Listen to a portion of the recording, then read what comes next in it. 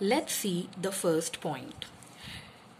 Articles are omitted before the names of substances and abstract nouns when they are used in general sense. For example, sugar is bad for your teeth. Honesty is the best policy. In the first sentence, the noun sugar, which is a substance, and honesty, which is an abstract noun, in the second sentence has been used in a general sense. Hence, no article has been used. But there is an exception. Use the when uncountable nouns are used in particular sense. Now, what does that mean? Would you pass me the sugar? Here the same substance sugar has been used, but with article the, because it's a specific reference for the sugar kept on the table may be. Next, the wisdom of Solomon is great. Again, the abstract noun wisdom has taken the article the because it's a specific reference to the wisdom of Solomon. Moving on to the next point. Before most proper nouns, we do not use article. For example, name of people, Gopal, Rahim. Name of continents or countries or cities, for example, Europe, India, Nagpur. Names of individual mountains.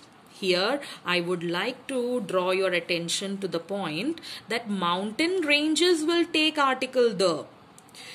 For example, the Himalayas or the Alps. This point was mentioned in the first explanatory video also. Whereas individual mountains, for example, Mount Everest will not take any article when used in a sentence. For example, Mount Everest is the highest peak in the world. Moving on. Before the names of meals, do not use the article. For example, dinner is ready. Next, before languages, we are studying English. Again, a language here, free of the article. Next point I would like to draw your attention to. Before the terms like school, college, church, bed, table, hospital, market, prison, when these places are visited for their primary purpose. It would be clear with the example. I learned French at school. Now, the noun school is free of the article because the place is being used for its primary purpose, that is learning. Right? Again, there is an exception to this rule which says use the before these words when we refer to them as a definite place and they are being used for an activity other than the primary purpose. For example, I met him in the church. Now the primary purpose here would be worshipping, as it's a place of worship. But what action is going on there? That is meeting, which is different from the normal activity. Hence, you can see the presence of the in front of the noun church. I hope it's clear that when the terms or the place such as church, school and so on are used for an activity other than its primary purpose, it will take the article the. Moving on, before the names of relation like father, mother, for example, father has returned, there is no article in front of the noun father. Now, a very important point I would like to draw your attention to. See these two sentences in front of you. I have a black and white dog. I have a black and a white dog. What is the difference in these two sentences? Let me tell you. In the first sentence, we are actually talking about one dog, partly black and partly white. And in the second sentence, we are actually talking about two dogs, one black and other white. So what to take note of here? That when two or more adjectives qualify the same noun, for example here dog, we will use adjective, we will use the article with before the first adjective only. For example, here it is before the adjective black.